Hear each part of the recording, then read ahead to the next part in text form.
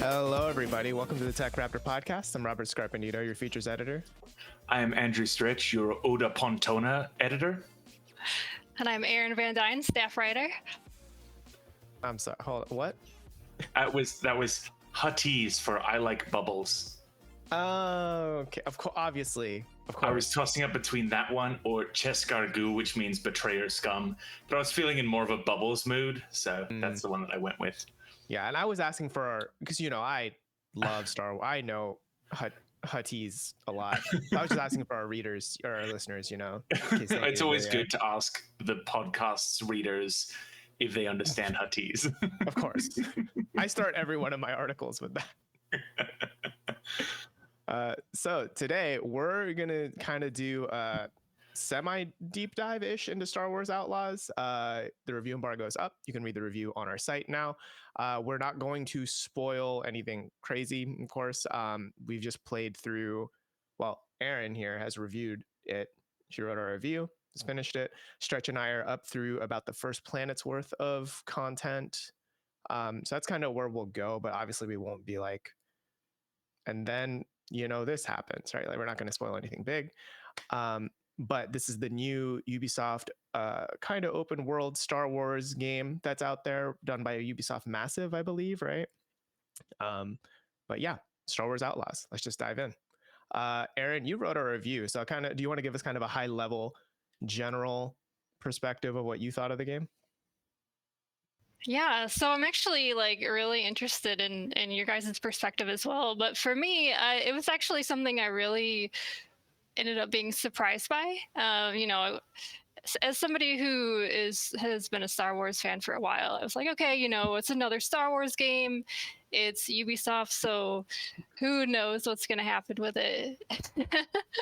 And then, they were promising the first open world game, and I don't know. I just didn't know what to expect. So I kind of went in not really knowing much, aside from having seen the first couple trailers. And I was really surprised. I think it really surprised me just because this is one of the few games where they let you play as somebody who's not a Jedi. And I think that actually really appealed to me. And I think the other thing that appealed to me was it felt kind of like an Uncharted game in its scope and as far as like an adventure type feel. And as somebody who loves that series, I was like, okay, so it's Star Wars plus Uncharted. Like, this definitely appeals to me. Stretch, what about you? How are you feeling about it, kind of from a high level perspective?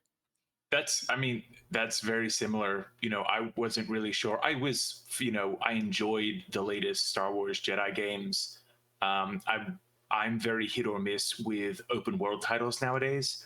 I either feel like now that computers are better, games are larger and everything, I have a tendency to feel like open world games just get too big too quickly, and that either means that either everything is done to such like a shallow extent that I don't care about anything and it feels like bloat, or the world is massive and there's just nothing to do between points.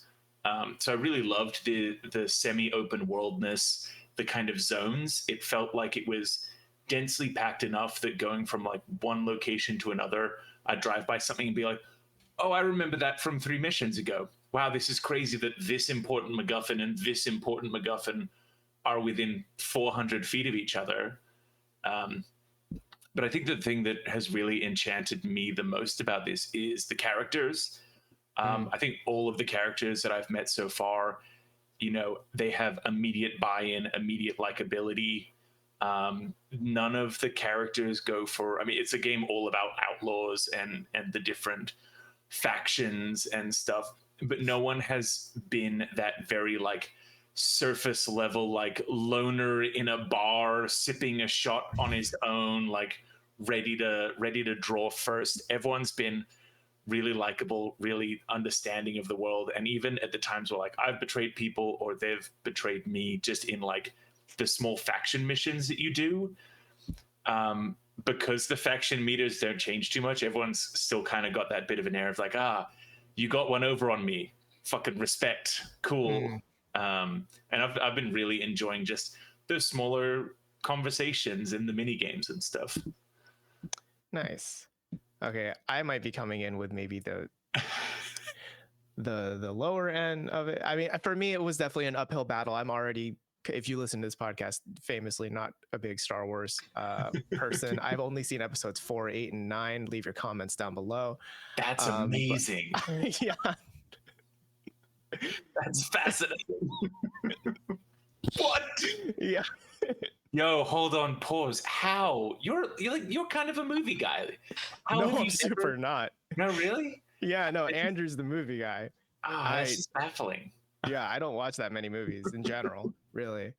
Okay, so you're actually kind of like missing a lot of context then, because the game actually takes place between episodes 5 and 6. Well, I don't know. I might have seen episode 5 at one point, because that's the one where Vader slices off Luke's hand, right? Yeah, yeah, it is. Yeah. So and the thing is with Star Wars, it's like there's so much cultural osmosis where I know everything that happens in the Star Wars movies. You know, like just it's like Billy D. Williams has been in the majority of the Star Wars films that you have seen. That's weird. That's fucking weird. He's been in like 2 of them. Amazing. So I kind of get I get the gist of Star Wars. It's fine. It's cool. But so I was already coming in like, okay, I'm not the biggest Star Wars guy, so there's that I kind of have to get over. But I have enjoyed my time with the Jedi games as well. The ones with Cal Kestis. I thought especially, I think we did a spoiler cast, right, on Jedi Survivor, the second one. Yeah, we did. Yeah, that one. Yeah, and that one, I really enjoyed that game. So here I was coming in like, we'll see. And I think so far I've gotten to the point where it's like I do kind of want to see where this story is going. I do think it took a bit for me to ramp up, but part of that was I think the game getting in the way of the story, because there's a lot of classic open worldy stuff to do. And I'm usually the type to do the side stuff before the main stuff. I think I might focus more on the main stuff for now, though, just because like that's where the story's starting to get interesting. That's where like, you know, you're getting to meet all those characters, like you mentioned, Stretch, that are like, okay, they're kind of interesting, and I want to learn more about them and their relationship to Kay, because I think she's a pretty interesting character so far. You know, just trying to survive, not really like no big ambitions of like let's take down the Empire. You know what I mean? Yeah. She's just like, I'm here for me. I do think it's very funny as she's definitely, you know, you start off with her down on her luck. She's wet behind the ears, very new at being, you know, a scavenger, a thief, everything. And she just continues to meet people that she knows that she shouldn't trust. And she comes into every single fucking conversation. Hi, I'm Cal Kestis. Sorry, I'm Kay Vess. That was wrong.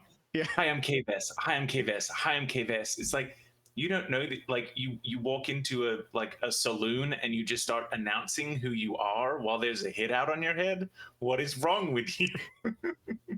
She's out here just reading the video game script, apparently. Yeah. Yeah, there are some moments where I've kind of felt like, yeah, that's reading a script, like in terms of delivery a little bit. But I kind of get what you mean. It does feel like for someone who has a very big death mark, right? That's what they call it. On her head, she doesn't quite act like it. She's got scrappy enthusiasm and pluck she doesn't need. Yeah, I do appreciate though that she's basically like this normie kind of, you know, regular person, and it's her story. Yeah, and I think I'm really enjoying like because I was 50-50 on like, okay, if there's no lightsaber, how boring is this gonna be? It's like going into it, and I think it's definitely, it feels more like a stealth game. Like I would say that's the way you should enter it. Don't think like I'm going to be Call of Duty guns blazing. Like that is not what this game is. And I think Nyx, the adorable little thing, so puppy axolotl thing. Yeah, that's the only one of those that we know of, right, in the Star Wars universe. Is a miracle, or are there others? In the game, they do tell you that it's rare, but I don't remember seeing it anywhere else. Fair.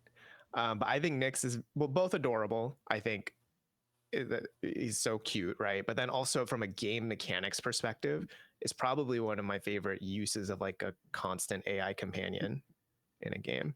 Yeah, I was surprised how like intuitive he is and how like not buggy like using him was. And you're right. I mean, it is largely a stealth game, and I was really surprised how much stealth is in the game. And if you don't like stealth, that might be a problem. But I think for me, having the Nyx companion like really helped alleviate some of that. Like, okay, we're in another stealth section, and I'll just send him and have him pick out everything, and then we'll be okay. Mhm. Yeah, because you can use them like there's basically a Nyx button, and then you can hold down the Nyx button to like get a bit more fine tuning or more options. But you can do stuff like disable alarms, distract an enemy, or like start attacking an enemy. Or if you shoot an enemy that's far away and they drop their like blaster rifle, you can send Nyx out there to fetch it for you while you stay in cover, and then you can use the blaster rifle. Like that sort of stuff is really cool, and it works very well. My favorite thing to do with him is he can set off explosives. So if you want to like distract people or like bait them to where the explosives are and then blow them up, it's really fun. Mm-hmm. Yeah, I do love doing that, and I think there are a lot of upgrades you get eventually, like throughout the game, and it kind of does the thing where you have to do X thing 5 times to unlock whatever upgrades, which, depending how you feel, can be annoying, can be not. But one of the early ones, fast talk, I abuse the shit out of that. It is so nice. It's where if you get caught, you can press a button and Kay will be like, well, hold on, let's talk about it. Let's just talk about this. We don't got to do anything. And then you can whip out your blaster and just like put him to sleep or whatever. It's so nice. Yeah, I was very excited to see that type of like leveling up system, because it is also as well like you get the cool ability by doing the thing that leads into you doing the ability more often than not. So it kind of does the thing that I always wish more achievement systems did, that kind of promote playing the game in a different way that you might not normally be. Like, of some of the upgrades that I've seen, I'm either full stealth or heavy stealth. I haven't had to use fast talk that much, but knowing that it was like, oh, this is a thing that like I should do so that I can get that, it curbs you to do that, to try that out, to really get a chance to experience all of the different systems in the game. I think that there are still some that I look at and say, I'm not really going to ever use that ability, but at that point, I just don't do the thing and I don't get that skill. And it's not like, I need to be in a skill tree where I have ability points and experience, and I've got to like, get a few abilities that I don't care about to then get an ability that I do care about. Mm-hmm. Doesn't slow my progress there. Yeah. And I like that it has it kind of signposts some abilities too. Like I'm thinking of the smoke grenade, right? So there's like some containers you can set off that are smoke. And when you set them off, like you can kind of move pretty freely in the smoke. Like it's really dense and heavy. And I was thinking like, man, it would be so nice to be able to just kind of smoke a bomb anywhere. And then it's like, well, have I got news for you? And the game like tells you, here's how you unlock a smoke bomb. And it's like, that's kind of cool that like you find a way to use it in the environment, and then you can find a way to have agency over it yourself later, And for I was gonna say, for there being so much available in the game, that signposting is everywhere. That's like, oh, I need more of these materials. Here's where you can go to get there. Or even like, here's a hint as to where you might go to find this kind of thing. Yeah.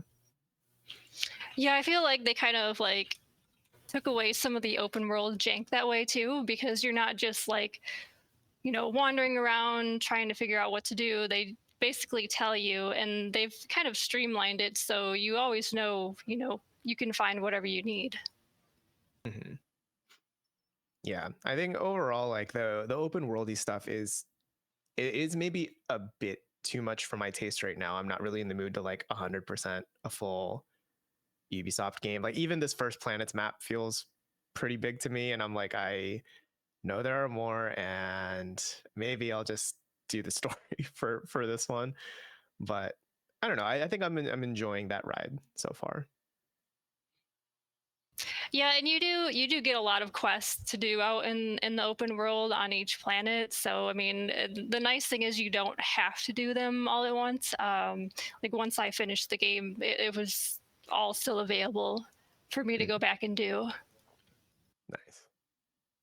That's always good. The last game that I played had very like set stoic, like there were 4 point of no returns during the game that didn't even make sense really story wise. And I just, it frustrates me when a game is like, no, you don't want to progress the story because, Timmy still needs you to kill 5 boars or something. It's like, well, I don't really care about that right now. It's going to, crush momentum.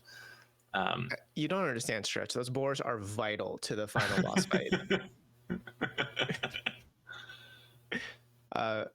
I was also thinking too, this game, it has a wanted system, which I find kind of funny. But I think it's the first time I've ever felt like, oh, stormtroopers can be kind of not scary, but like they can be a problem, like before, like in other games when you play as a Jedi, like stormtroopers are literally cannon fodder. Like they're just meant to be mowed down. They can't aim their shots, et cetera, et cetera.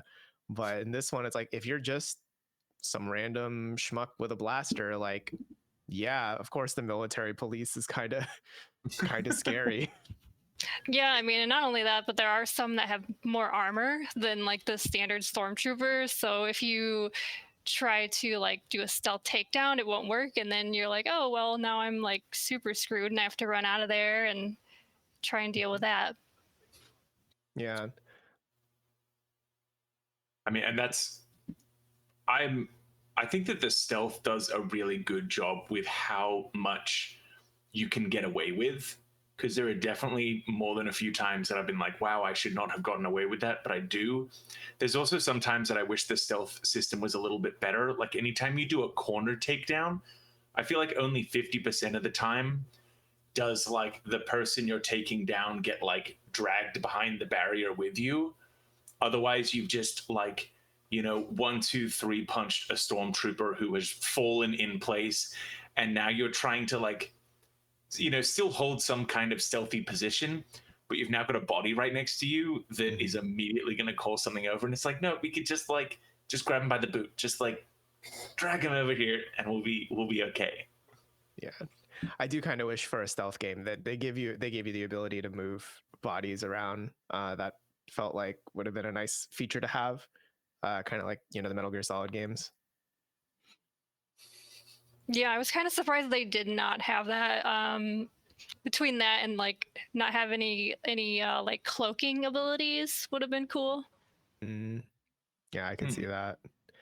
But yeah, I don't know. I think it's definitely a stealth game. Not great for open combat things. I tried that a few times to see like how far could you get with this, and like, yeah, you could, once you like hold up a position, and if you can get a good supply of rifles, like it is pretty easy after that. But it definitely feels like that's not the intention of the game, because there are things where it's like, oh, you have to infiltrate this like fortress essentially to grab a thing for an NPC.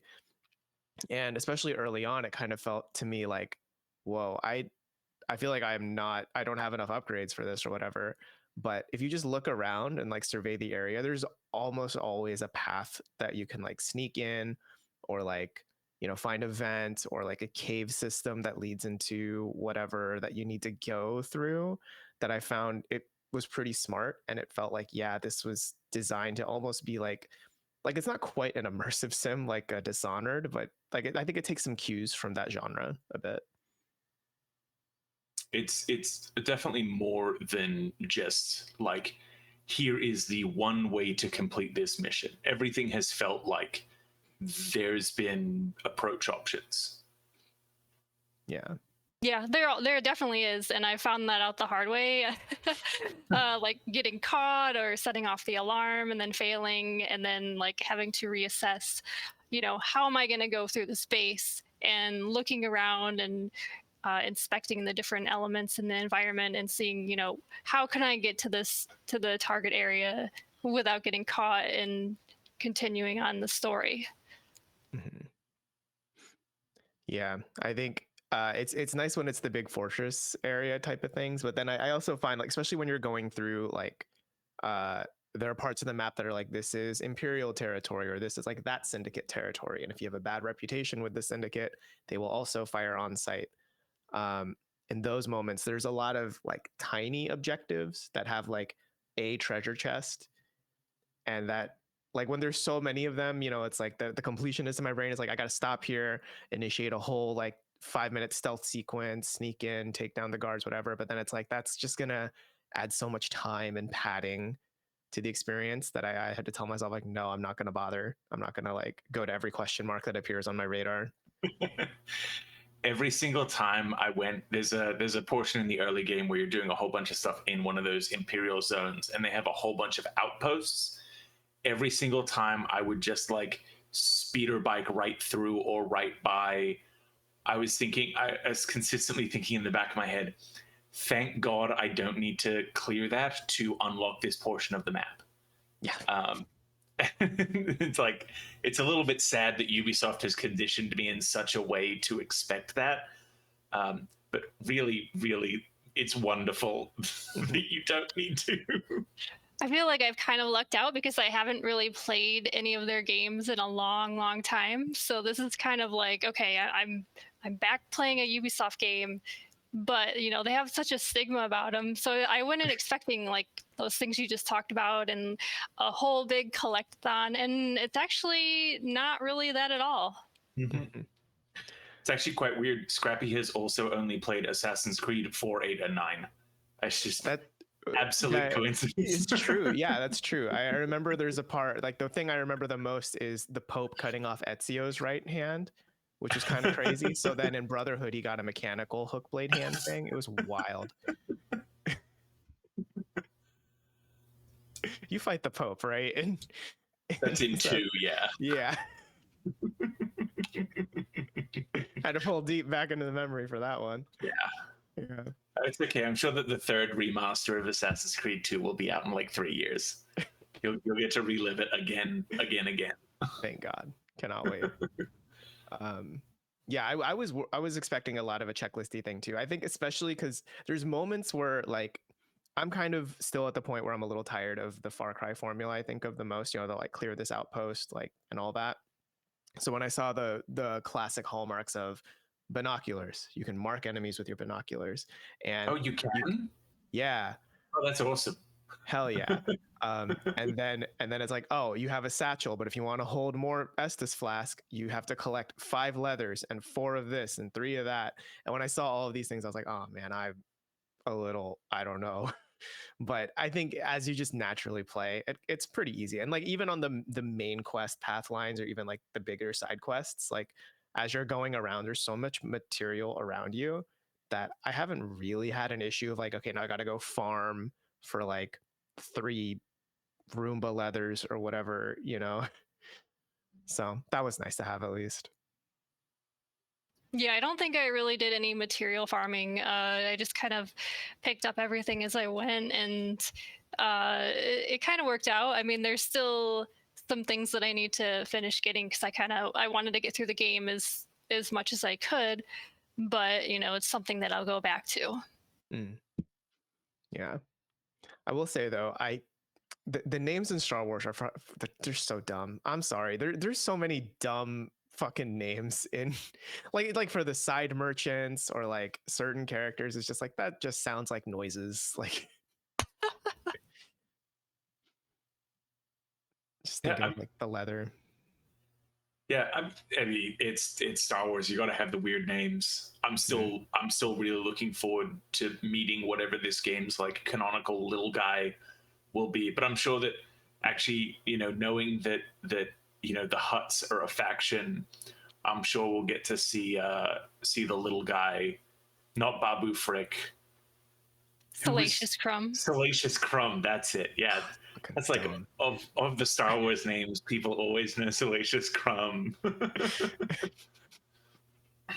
Yeah, he's there because, like I said, that it takes place between Empire Strikes Back and Return of the Jedi. So you kind of see certain things there, and you're like, oh, okay, well, I know that this is that time period because XYZ is in view. Mm-hmm. Yeah.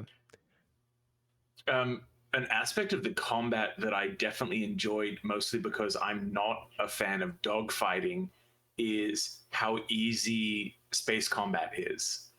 That they give you that focused in extremely aim assist mode. How do you guys feel about that? The pursuit mode, right?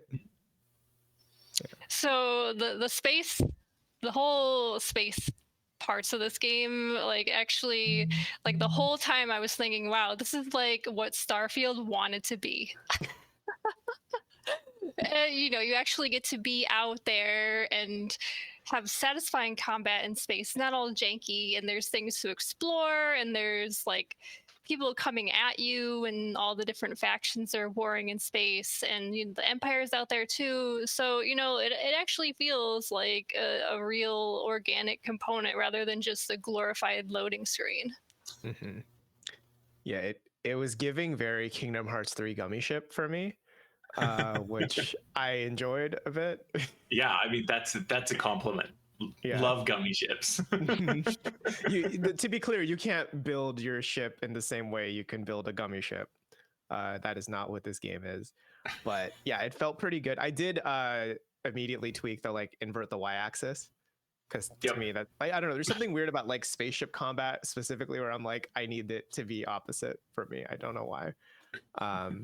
But yeah, I did enjoy that a lot. I thought it was surprising to me how in depth it was, because the first time I went up, I was like, oh, this is probably just going to be a point A to B, nothing much. But there's a lot to do up there in space. That was pretty cool to see.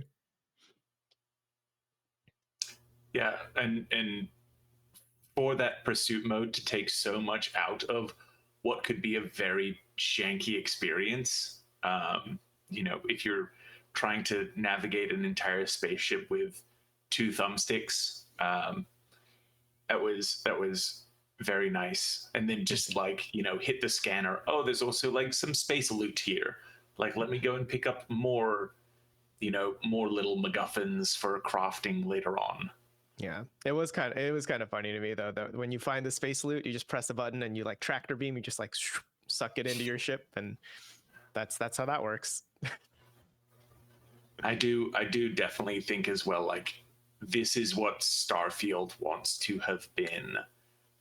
I mean, it's what they kind of promised it to be, and then it wasn't.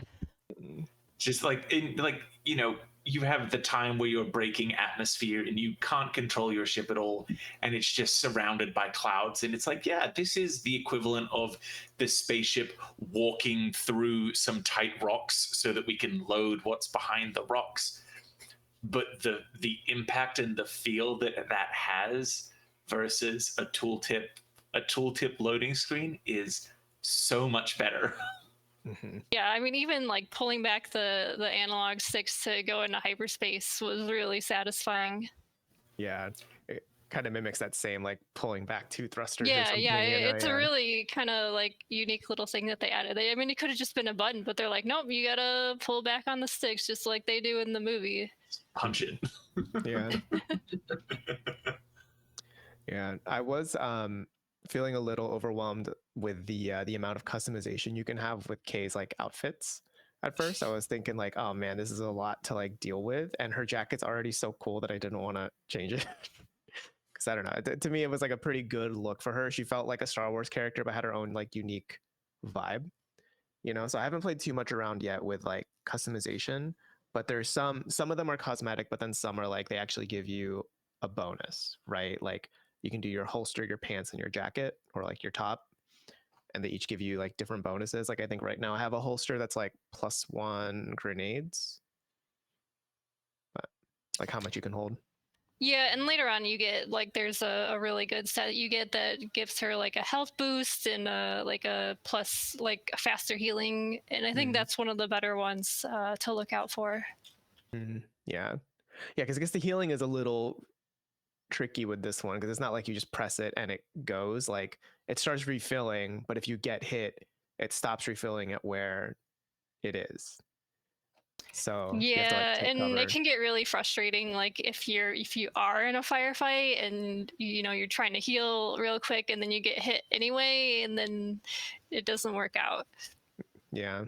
I feel that kind of reinforces that, the fear that you have of like, oh, 4 stormtroopers at once, like things are getting a bit dicey in that, like, you can't just, it's not like Cal Kestis as you're like taking hits. You can be in the middle of dual wielding lightsabers while also stim packing if you've got a high enough upgrade, and it just like immediately brings you back, and like it keeps that fear of like, you don't want to be out in the open. If you get out in the open, heal, but like you want to hightail it to get under some kind of cover to actually be safe again.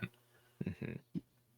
Yeah, because there are sections that you have to fight like head on. There's no stealth involved, just like scripted firefights that you have to clear out.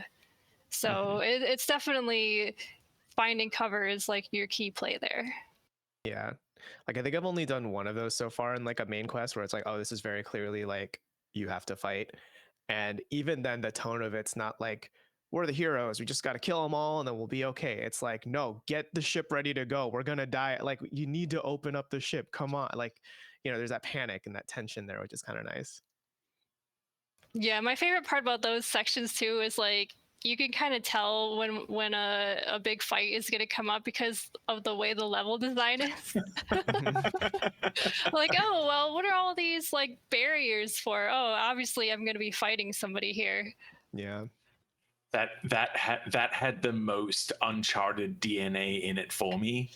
The way that like in an Uncharted game, you go through like all of these tiny caves and tunnels and climbing platforms and whatever, and then you end up in a room with a MacGuffin and a whole bunch of really conveniently placed barriers that are like set up semicircular away from like either where you've just come from or a totally different wall. And it's like, okay, so an enemy is going to explode that wall in 3, 2, yep, there we go. Yeah. And what's this? A very convenient stockpile of rifles over there, huh? Yeah, and all these exploding barrels and all sorts of things. Yeah. I'm in the bottom of a cave system that hasn't been accessed for 300 years, but I'm glad that their explosives are of a level that my little axolotl friend can set it off for me. Yeah, ancient explosives. I mean, who doesn't have just ancient explosives sitting around? Stretch, earlier you had mentioned mini games, and it feels like there are quite a lot of mini games in this. I think probably the biggest one is Sabacc? Is that what it's called? Yeah. Sabacc, which is the we have Gwent at home. I think technically Sabacc's been around a lot longer than Gwent has. Maybe. But yeah, you play Sabacc here. How do you two feel about that? I did a little bit of it because it's another one of those side quests where like you're going through the main story and then all of a sudden one of the NPCs is like, hey, come and do this and maybe make some money. And at the time I was like, well, I don't need a ton of money. So I did it for a little bit and I thought it was fine. I mean, it's pretty basic. It's about what you expect if you've ever seen Sabacc in any of the other games. One of the other mini games that I liked actually was you can do racing on the speeders. Ooh. And I thought that was something different just to like get out in the world and do. And I think I'd rather do things like that where you're like exploring rather than doing the gambling. Mm. It definitely wasn't as good as, in terms of video game card games, it wasn't as good as Queen's Blood from Final Fantasy. Well, but I've enjoyed it. I think it's like a simple enough like poker analog, with a little bit of chance thrown in that it's enjoyable. Not gonna lie, there was definitely a non-0% chance of me. It's like, I bet you can like buy a Sabacc set to have and to play at home, because it's simple, it's quick. In the game, it's good for some money, and yeah, there definitely seems to be kind of an almost like separate storyline of quests that seem to be branching off of it. But I have fun with it. Yeah, I mean, and that part of it is like Queen's Blood, where you've got the syndicate quests that are attached to it. So yeah, Who I thought doesn't it was like a little game of chance? yeah. Well, it's not all chance though, right? Like there's like those little boosters or whatever you can get that like give you a little buff. But then I just thought it was kind of neat how it also still includes Nyx, where you can use Nyx to cheat and like actually peek at other players' cards. But then there's like a mechanic where if you have to like do a QTE, I think, and if you fail the QTE, it raises suspicion. And if you get too suspicious, then they kick you out of the table. Like I thought that was kind of a neat, like, okay, there's the scoundrel bounty hunter, or like the scoundrel energy, right? That was like kind of injected into it, that I thought was kind of neat. I also like that, unlike kind of the other collectibles and stuff that you get from, looting places or purchasing them or crafting them and stuff, you can get more of those sabacc shift tiles by playing more sabacc and like doing certain things, and it's again like do this thing 4 times and you'll unlock a new shift token. But it continues to reward your interest in the game and your play by letting you play it more in interesting ways. Which I think, again, to what I said earlier about the abilities and stuff, it's a way of rewarding players for playing the game, for doing the thing, use the ability, get a better ability kind of thing. Yeah, I think that might be the only mini game where I feel okay about it. Well, I haven't tried the racing one yet, so I do want to. That does sound interesting to me, and I want to get to that. But yeah, and that one gets better. You can actually like as you go through the story, you actually get to upgrade your speeder a couple times, so that can really help out with that content. Yeah, I already have the boost for the speeder, and that does feel nice to just have that nice little like. Yeah, later on you will get one that lets you go across water, and I found out the hard way that you can't do that right away. Oh. Yeah, I was like, oh, why did I just fail going in the water and die? Yeah. But there is an upgrade later where you can go on water. Nice. Stretch, there's also there's the horse racing one, which is fun because it's all rigged and you can find data pads around the place that tell you who the next winner is. And then the cutest mini game is eating food with Nyx. Oh yeah. Okay. I also like just like petting like all the different creatures, which isn't really a mini game, but you can do it anyway. Like the little badger like things and stuff you just find around. Just cute. Yeah, or when you go to Tatooine, you can pet the bantha and the like lizard like thing. That's cute. But I do kind of have a bone to pick with the cutest mini game, because I agree it is the cutest mini game, and I hate that it's a mini game, because it'd be like if in Monster Hunter, like when you eat food and like there's that cute cutscene of the kitty cats just chopping up frying meat and like then giving it to you and you eat it all up, but you have to press a QTE button every couple seconds or else it doesn't go. That I was like so annoyed with it. Oh man, speaking of that, the locking minigame I think is actually the one that I hated the most. Oh, the lock picking? Yeah, because they turned it into like a rhythm minigame. So, if you like, I didn't have a problem with it for a while, but later in the game I was just like, you know what? I'm so done. So you can switch off the rhythm part and then just use the spike, the data spike or whatever. And I was like, okay, you know what? That's it. I'm good. Yeah, I appreciate that you can turn that off, because I think you can also turn off the QTE eating part of it, like for that game. And then there's also the hacking game, which I have also turned off because it is just Wordle at home to me. On the computers with the symbols, I ended up changing it to numbers because it was easier for me to like figure out. So I was actually really surprised with all the accessibility options they have in the game. Oh, for sure. I've really been enjoying all of the mini games. I did have the biggest issue with the hacking one, because when it's, when you've got the screen up, you'll feel it in like a controller vibration, but there'll be like lights flashing with the pattern that you then need to click the trigger on. I was using these that are just like cheap wireless Bluetooth headphones, and I kept coming late to everything. But then as soon as I was like, okay, I need to take off the Bluetooth headphones and use, because it's really not that forgiving. I know that you can like change difficulty of it, but you've really gotta hit it. It's pretty precise. But yeah, with the audio coming through my headphones, I was late on everything. That would definitely mess me up. That would be really frustrating, especially if you're trying to get through the game. I also had for my main job, we use Microsoft Teams, so I have like a mouse jiggle tool just so that I don't like stop getting notifications and stuff, or it doesn't show me offline if someone needs to reach out to me.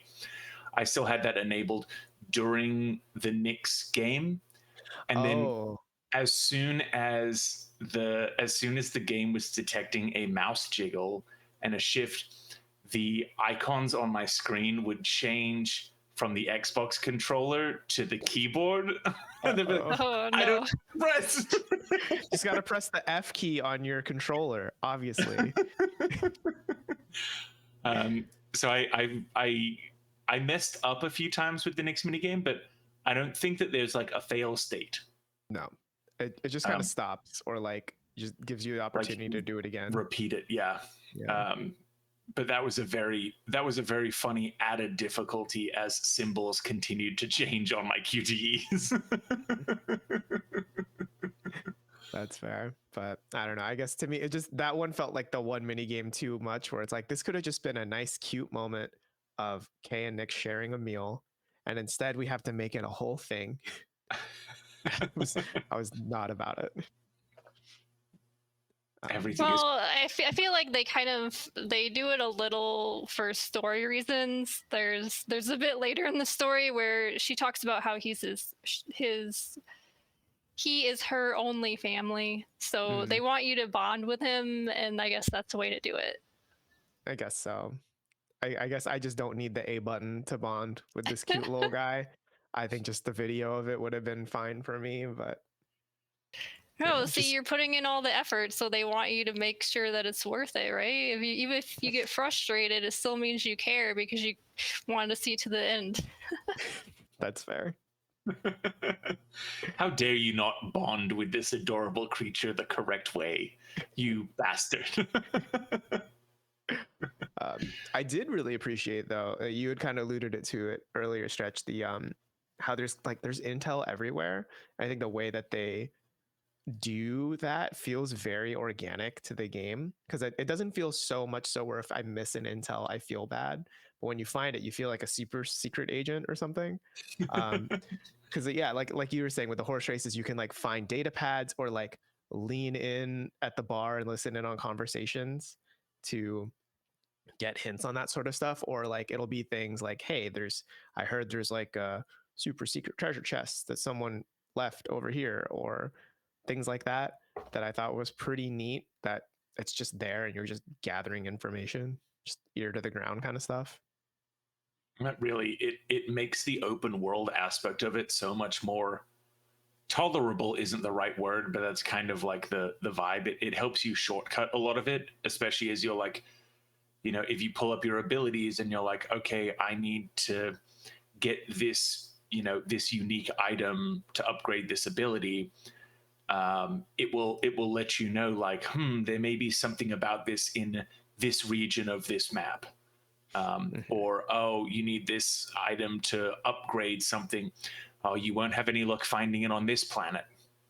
And it just helps like nudge you in the right direction so that you're not wasting time, or you're not immediately having to go to like a Google search, or screaming out for Google Home or Alexa.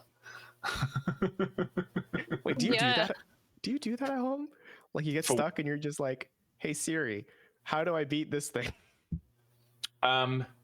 Sometimes, if it's a very popular game, sometimes I will ask the Echo Dot.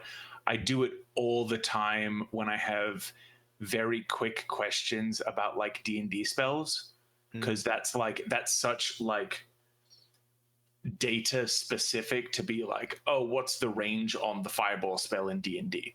Like it's smart enough to pull that from whatever online database and give that to me pretty reliably.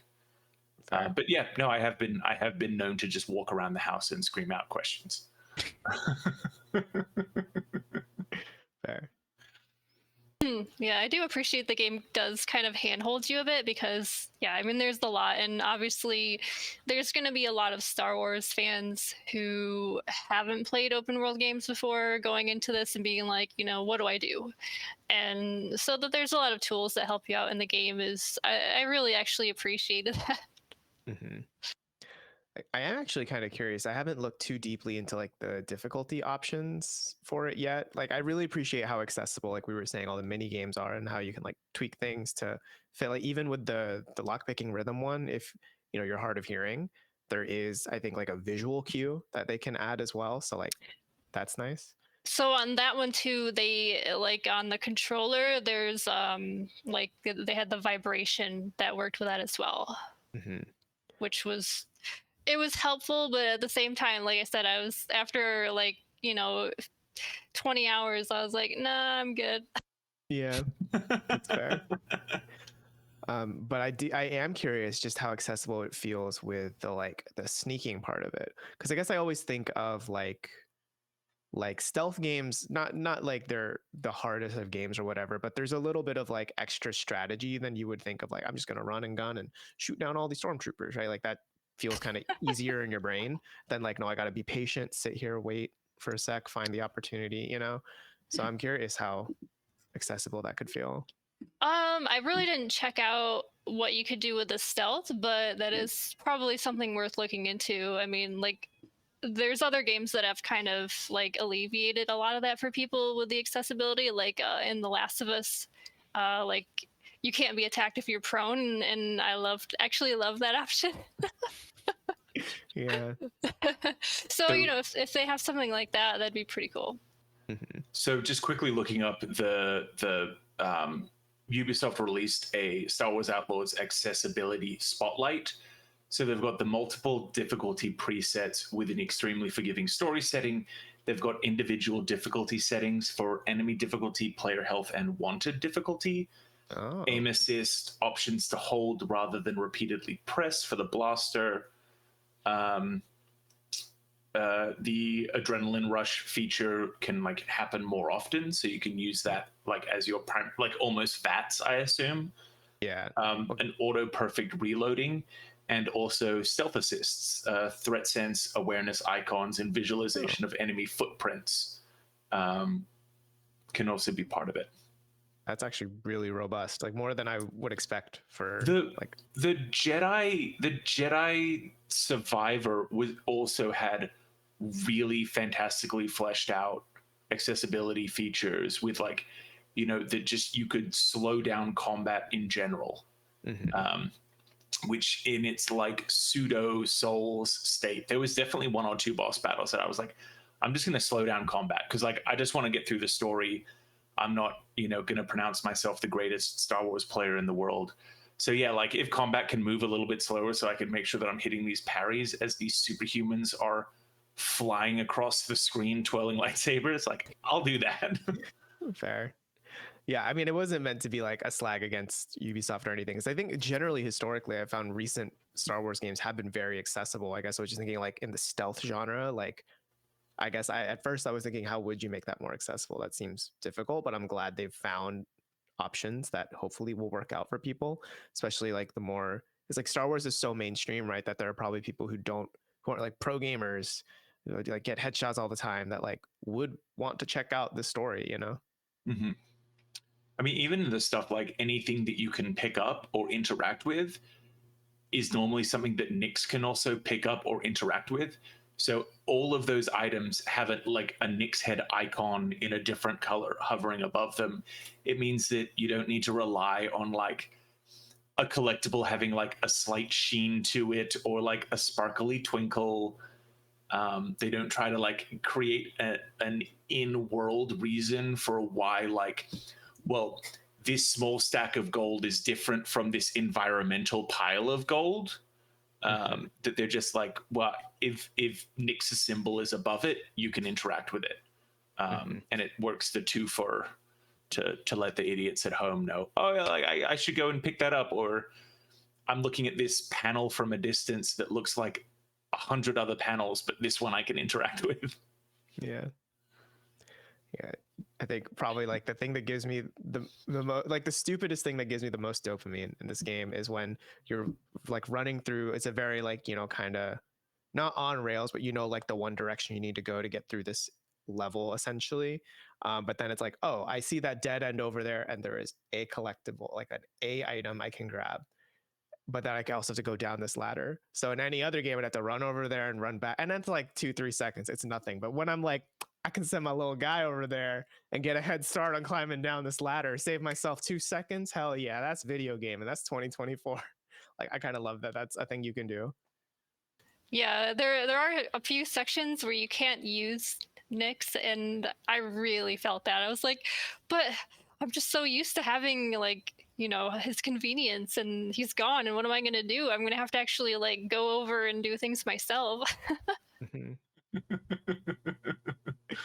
Yeah, he's pretty good. And it'll be in those times that Robert will be sad he did not press A to have a delicious meal with Nyx.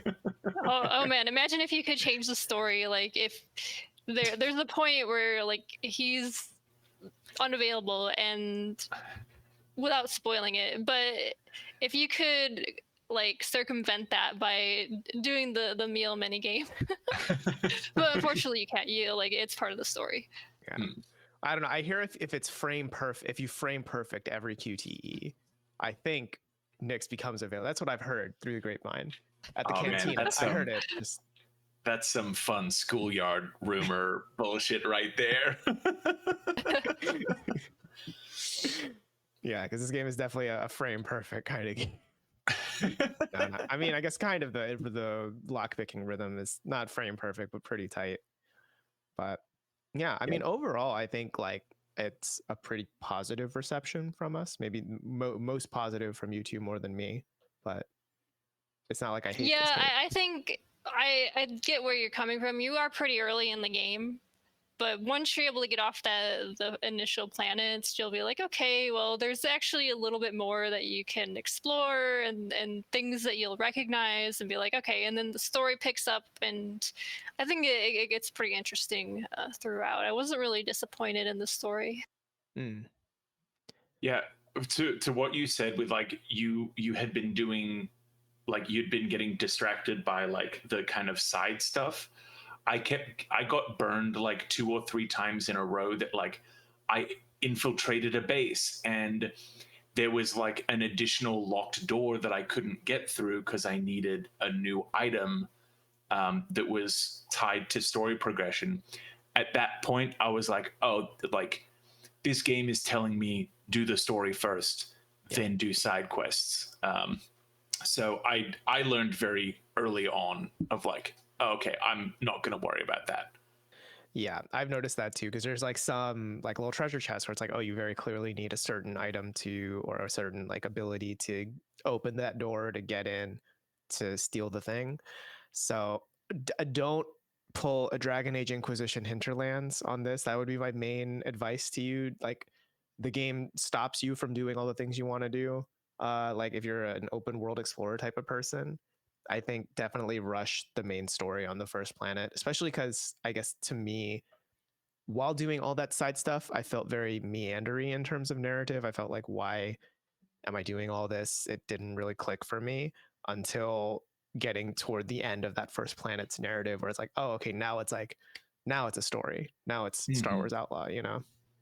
Yeah, and it does, like I said, it does pick up once you start meeting those other characters, because part of the main story is, hey, you're putting together a crew. So, you know, once you get them on board, it's like, okay, well, now I actually have interesting things to do with those characters out in the world. Mm-hmm. Yeah. Yeah, I am looking forward to getting back in and playing this way more than any of the other recent Star Wars games I've played. Even more than Jedi Survivor. Yeah, I Wow. found Jedi Survivor pretty slow. Yeah. I think that Yeah, I mean, my biggest problem with that game was the story wasn't as good as the first one, and I think that kind of put a damper on it for me. Mm-hmm. I mean, one tiny touch that I really like with this compared to Jedi Survivor is any of the climbing segments. I feel like you climb faster and you don't ever have to climb for as long. Like, Oh man, Oh no. it ramps up. no. I'm thinking back to Jedi Survivor, where some of the like the parkour and the climbing like really frustrated me, and I didn't feel any of that in Outlaws, which I was like, yes. If anything, I've been finding like more and more shortcuts and stuff. Like if I have the confidence to grapple and make it to like the second ledge instead of the first ledge, I've been finding that the game has been like allowing that to happen, and I'm feeling rewarded for good movement mechanics as opposed to just like slowed down. She climbs faster, she gets around the environment faster, and there just isn't as much environment to get around, and that's all big positives for me. Yeah, I felt like they really ramped that up in Jedi Survivor. They're like, hey, you have to climb across this whole map. And if you fall, guess what? You have to go back and do it all over again. And then you have to do it again anyway because it's part of a later mission. So it definitely got overwhelming in that game. But luckily in Outlaws, they really don't let something like that overstay its welcome. And in a way, it does feel like Uncharted again, where a lot of the climbing has a purpose and you get through it, and that's that. Yeah. Yeah. I do kind of think like some of the climbing has been a little tiring for me, only because there's a little bit of like not enough companion kind of energy to me sometimes, or like there isn't that much dialogue going on in some parts of it where you're like, yeah, I'm just like that's it, I am just platforming. Which like at first I was like, okay, it's fine, but then I was like, I feel like I need a little bit more stimulation or like a narrative reason to be here. So I am kind of hoping that ramps up more. Like there's just a bit more like I mean, I'm excited to meet more of those companions that you were alluding to, Erren, because then I think that would probably help with that for sure. Because like as cute as Nyx is, when there isn't like real dialogue besides like thanks little guy, that's it's like Yeah, the characters that you meet will talk to you when you're out in the world, which is pretty cool. That sounds like mechanically Nyx is fantastic, but in terms of making the dead spots in between story less dead, surprisingly not as conversational.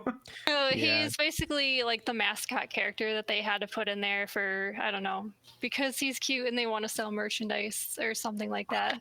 1000%. How much do you think a Nyx plushie goes for right now on StarWars.com? I assume that's the website, right? That's probably more than any plushies from the Acolyte. Oh my gosh.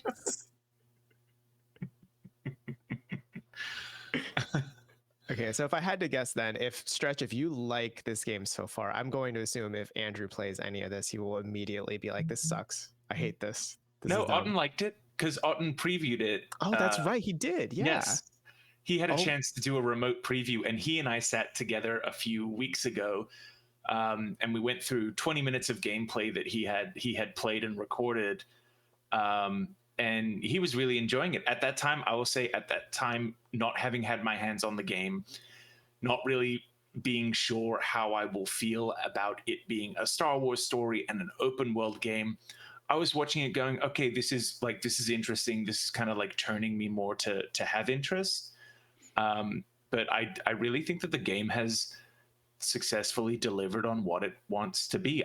That being said, I've still got a whole lot of the game to go. They could totally flub the landing for me, but we'll see.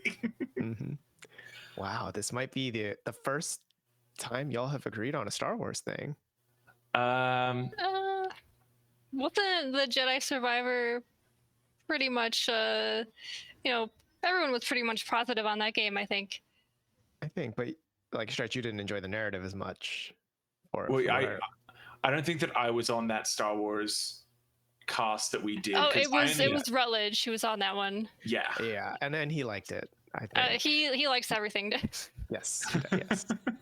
Anything Star Wars he likes. He will probably like Outlaws as well. Oh yeah, I mean he's totally missing out right now. So Yeah, how dare he go on a lovely camping vacation? That loser can't even play Star Wars. Yeah, there aren't even lightsabers out there. But I think that's a good. I think we've got a good amount talking here about Star Wars Outlaws. Erren, I kind of want to throw it to you for kind of a one last, like, you are our reviewer for this. Is there any kind of last capping thoughts you want to leave us with on Outlaws? Obviously, no spoilers, but yeah. Well, yeah, no spoilers. But like I said, I think once you guys get further into the game, you'll kind of see a little more where I'm coming from in terms of why I've ended up enjoying it so much. And I hope that when people read my review, they're like, "Oh, she's just a fangirl." But no, like I said, I was unsure about it as well. But I think I really came around to appreciate what they did here, and it kind of cemented for me that the video games is like where modern Star Wars is really shining these days. Like, would you say the story is like, would you want to do a spoiler cast? Is that like how good the story is to you? I think it'd be interesting. There's a lot in the story that kind of comes at you, and it's not very predictable after a certain point. So I think there's some decisions that people might be like, oh well, I didn't see that coming, and it might be worth talking about for sure.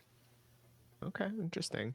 Well, I guess we'll see in the next 25 hours of gameplay or so if Stretch. Yeah, I mean, if you guys end up liking it and want to talk about the story for sure, and even if it's just talking about the characters, because I did find myself caring about them, and I think it says a lot because in a lot of the Star Wars stuff that comes out these days, you get these characters who are just like, they're not very deep or anything, and they're just there to, like I said, sell merchandise. Mm-hmm. So for me to be interested in their stories, I think says quite a lot. Very nice. Well, thank you for coming onto the podcast this week to talk to us about Star Wars Outlaws. And of course.